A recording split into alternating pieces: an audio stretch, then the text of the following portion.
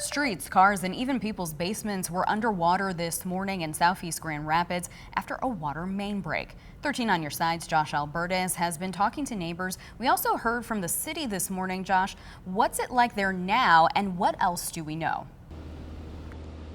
Yeah, you can see all around us, Veronica, there's signs everywhere of just how high the water was this morning. They've made a lot of progress, crews have, on getting this water out of the street, but you can still see sand everywhere covering the roads, covering the sidewalks. And why is this on this street? That's because if you take a look, my cameraman Dan, up at the corner up there of Philadelphia and Adams, that is where the major main break was, in that area. So once that burst, there is a gigantic sinkhole up there.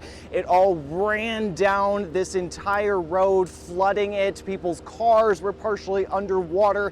And as you can see here, we turn around just again, you see all of this evidence that's still here hours later. You see, for example, just this car right next to me, this Honda right here, its bumper is entirely gone. And if you look just down the street, just past this smaller sinkhole, white Honda bumper all the way down the road, completely ripped off wherever it came from, assumingly from this car. And we also spoke to a couple neighbors here as well as we were on this scene about what they saw this morning. They told us they were up this morning. They said they had heard kind of what was happening. This was a video, if you look on your screen now, they took that just one street over. You can see water just rushing past the front porch. When we spoke to them earlier, they said they had no idea what was really going on at first, but soon enough this flood, as you just saw there, came right to their doorstep. I thought it was raining, and so I got up, but I didn't see any rain, and I thought it was our neighbor's air conditioner. So I went back to bed, and about 10 minutes later we got a phone call from our neighbor, said you better go look at your basement, there's a flood.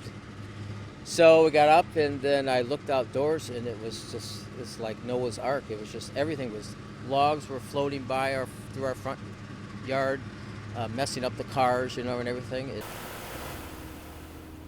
And as for what we've heard from the city, as of just a couple hours or so ago, the city's water system manager has said all homes in the area have safe water to drink and adequate pressure. But once the water is turned off, homes will be without water because crews are going to have to make repairs that are expected to last a day or two.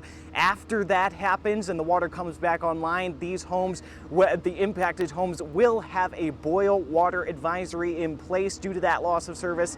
They'll flush out the system, and then they can begin testing to ensure the water is safe and hopefully be able to lift that upcoming advisory. People have been along the street all morning. We've been talking to them, trying to figure out, what's the scene like, what's going on. We'll have all the answers that we're gathering coming up later tonight. For now, live in Grand Rapids, Josh Albertes, 13 on your side.